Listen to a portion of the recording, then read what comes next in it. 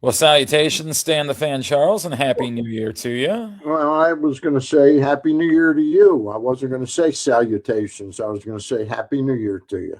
Well, it's Exciting night for Mr. and Mrs. oh Clark big last night. big evening. We did. We went out to an event and we left at 9 o'clock, Okay.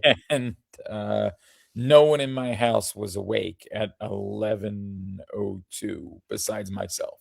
So just a big night out Yeah. for old Well, GC over here. we had our good friend over, a 95-year-old woman was Mm. over, and we watched Cinema Paradiso Ooh. at like about 5:15 because Okay. we ate dinner like at 4:45. About 5:30, let's say.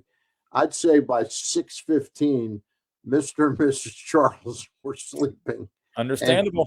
our 95-year-old friend wide awake enjoyed Cinema Paradiso, There you go. Which I did too. So I did after the football game ended last night. I did partake in there's a Counting Crows documentary on HBO.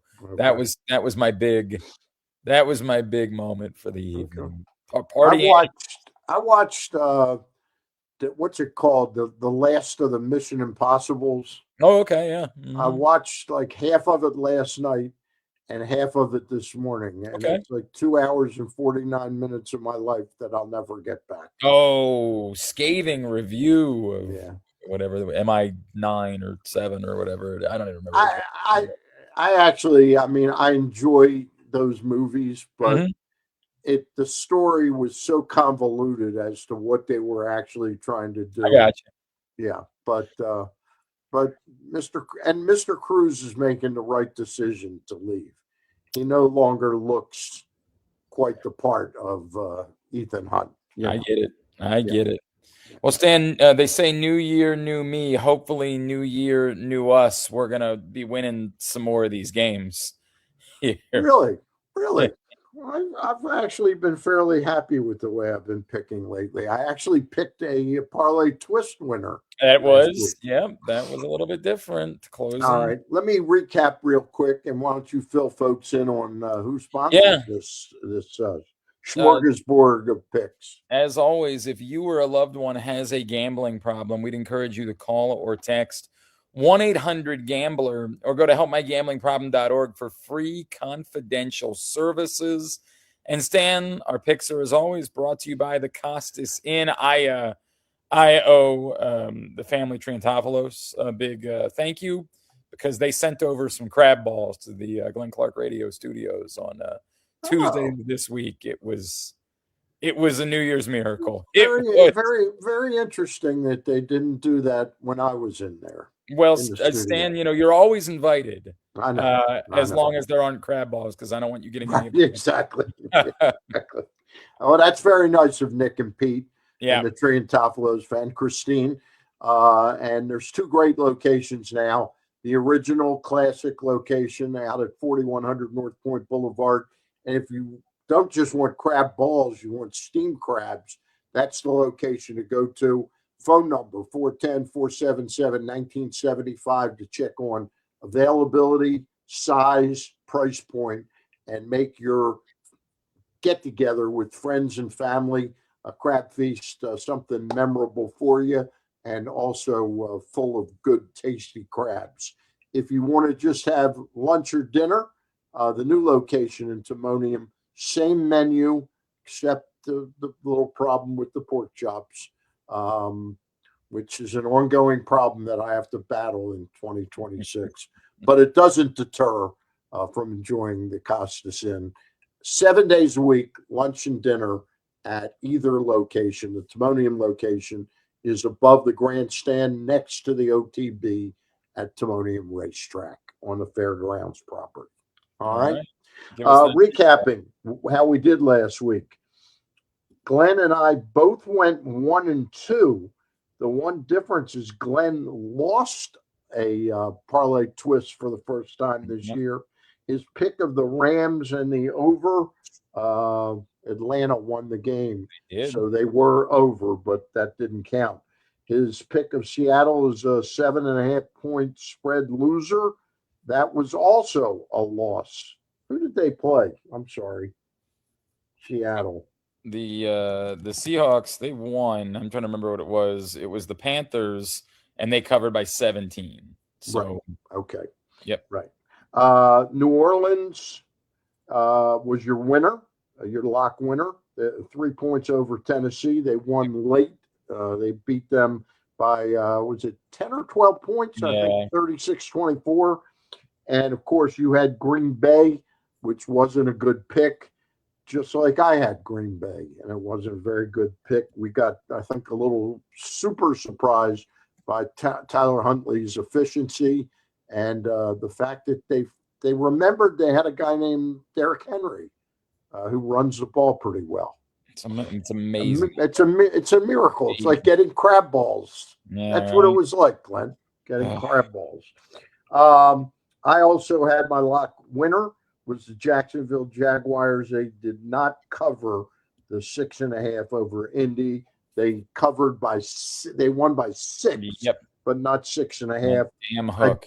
I did recover with my lock loser, which is the Arizona Cardinals +7. Cincinnati thumped them, and we'll talk about them. And then my parlay twist, I had the New Orleans Saints and over 38.5 points, and they won, and they got over 38.5 points. The net result is after 17 weeks, Glenn, I am 24-27-1. You are 24-28. But my calculation is you are still +2 on the parlay twist and -2. So we are essentially like a game apart. More or less. Yeah, from a tie. So it could all be decided this week. I have some ground to pick up. Glenn, let's start with the Raven game. The Ravens are 3.5-point favorite at Heinz Field. I'm going to go thumbs up, thumbs down. I'm reporting live. This is actually for a myriad reasons. I'm reporting live from the marital bedroom of the Clark home. Wow. And so, yeah, this is where the magic. What does that have to do with that? I just pulled this. I was looking for something that said Ravens on it. I literally pulled it out of my wife's closet. That's exactly what just occurred here. Okay, I was just wondering why it had something to do with it. Yeah, it's a hoodie. That's what it is. It's a hoodie. All right. Not just showing the logo. All right. No further connotations. Here we go. All right. 3.5 points in 3, 2, 1, go. We both like the Steelers to cover the 3.5. Do you think the Ravens can win the game, though, Glenn? Yeah, I mean, if you made me to make an outright pick, I would pick the Ravens, I think, to win. This is Ravens Steelers. This is, I get it. You can tell me they've got no DK Metcalf, although we thought there was going to be no Calvin Austin. I guess that looks more and more like he's going to play. I've watched entirely too many of these games. I get it. The Ravens late last season pounded the Steelers, but something about a big Ravens Steelers to me just reeks of somehow, some way, this is going to be a 23-20 type of game, a 17-14, something in that neighborhood. I've watched too many to feel good about a 3.5-point spread. So, yeah, I'm with you right there. And I got to be quite honest, Glenn. I think at the end of this season, what's going to have done and I think the Ravens will win the game. The history of this is 2 to 3 points, not 3.5, 4 points. No doubt. But I think what we'll have done in the Pittsburgh Steelers is that incident in Detroit. It's quite possible. Yeah, where DJ Metcalf. I don't understand why the league or teams don't have somebody back there, right, to protect their players from being idiots. It is really unreal. I mean, yeah, it's kind of crazy. So we both like the Steelers, but think the Ravens very well could win the game. All right, Stan. I'll start with my lock winner for this week. This is week 18 sucks because it's trying to figure out who's trying, who's playing players, who's got something that's still at stake. So I actually went completely away from that to a game that has nothing at stake because remember when the Ravens went into Cincinnati and shut out the Bengals and we all thought to ourselves, boy, the Bengals look like a team that quit. They look like a team that just gave up that day. And Joe Burrow had that press odd Yeah, presser like, I where don't he like talked football about, anymore. I think I'm yeah, gonna yeah. Well, since that time, yeah, the Bengals have played 2 more games, and they've scored 82 combined points yeah, in those 2 games. And they very clearly did not quit or give up. And maybe it was more about the uniqueness of that week and the deflating loss to the Bills the week before, or the weather that day in Cincinnati. I don't know. But the Bengals are still very much trying. And to me, the Browns played their Super Bowl a week ago. yeah. They beat the Steelers. That was the last thing. And they didn't even look good doing it. I mean, they looked awful. Shador Awful. Sanders looked terrible in that game. Their defense, obviously, we all rave about the Browns' defense, but it actually hadn't been very good the weeks leading up to that game. I think the Bengals are a team that is still trying to score points and still trying to I don't even know why, but they just look like a team that's trying. They pulled out, they went deep into the playbook last week and lined an offensive lineman up out wide and threw the ball to him. The Bengals Yeah. are doing lots of stuff right now. So give me the Bengals as my lock winner. 7.5-point favorites against the Browns on Sunday. Do you think Coach Zach Taylor will have done enough at the end of the season to warrant the Brown family keeping him on? You know, I like him. I think he's a pretty good coach. I think he's a really good offensive mind. I don't think it's his fault that they don't have an offensive line or a defense in Right. Cincinnati, and that Joe Burrow is constantly getting hurt. And they're kind of like the Ravens and the Steelers. They don't fire coaches. Marvin Lewis couldn't win a playoff game, and they kept him for forever. So I don't think their inclination is to fire Zach Taylor. I think their inclination is to keep things going. Mike Brown isn't the type to want to pay somebody to not do their job. I think it's much more likely that they wait out to whenever Zach Taylor's contract comes up and they deal with it then. But I agree with you. I agree with you. And I think he's a pretty decent coach. I think he's in a sort of can't win situation, although they were in the Super Bowl, 4 years ago? They were. All right. My lock winner is the Los Angeles Rams, who I got to be honest, I was very surprised that they did not put away the Atlanta Falcons and stay in that hunt. They are, I won't say barely getting in the playoffs, but they're clearly not playing as well as the Seattle Seahawks and the 49ers, who have that great Saturday night matchup. Mm-hmm. So I like the Rams, though, -7.5 because they're playing the Arizona Cardinals. Yeah, that's been fruitful for us, obviously, betting against the Cardinals. I don't know what the Rams, I have no idea what their strategy is for this week, as far as how much they're going to try, since they're out of the NFC West. And so that was one of the reasons I kind of stayed away.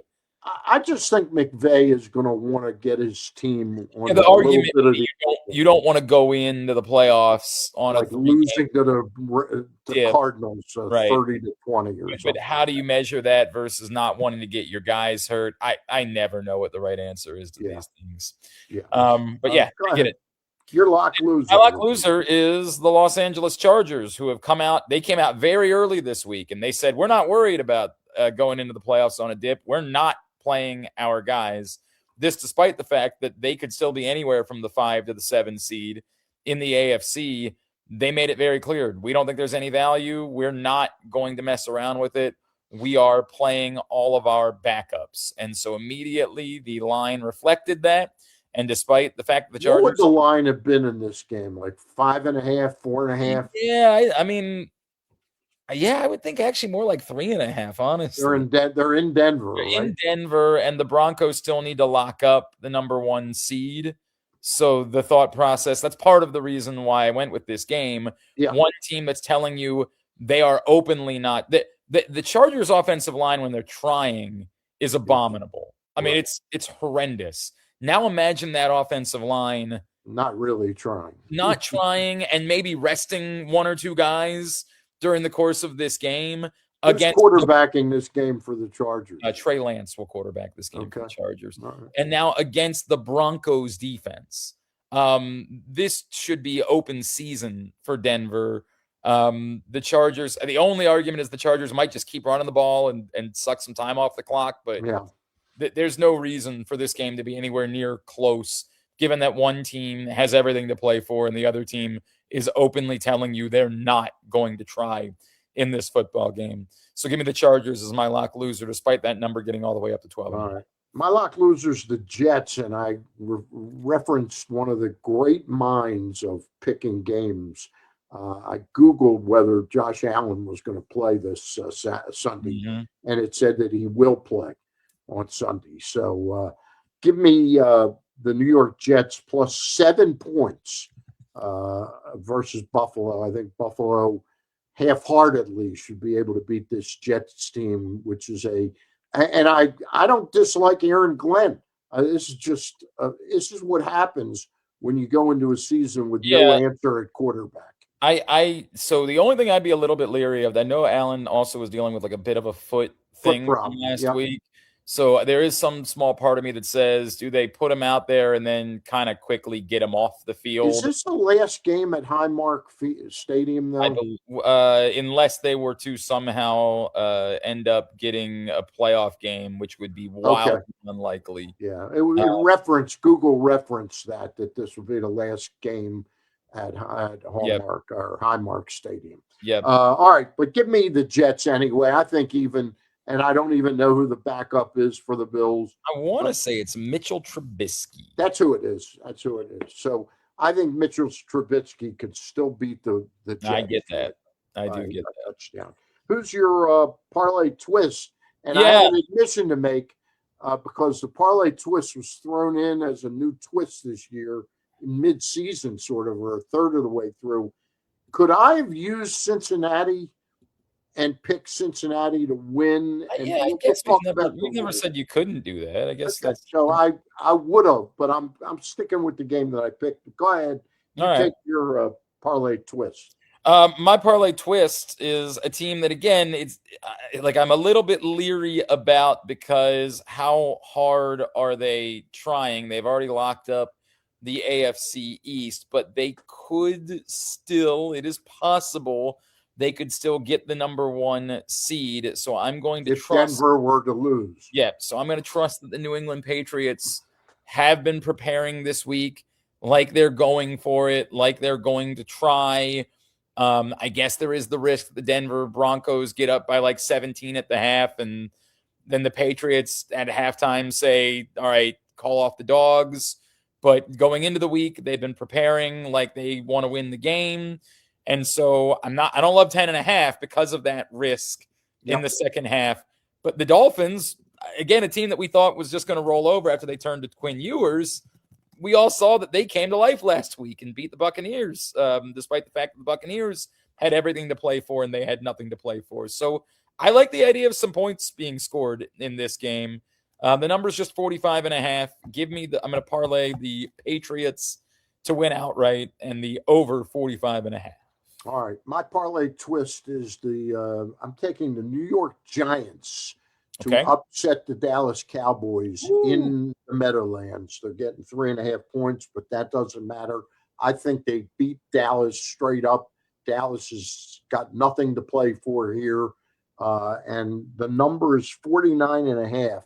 I'm going to go under, thinking that this is somewhere like a 24, 27, 17 in that ballpark.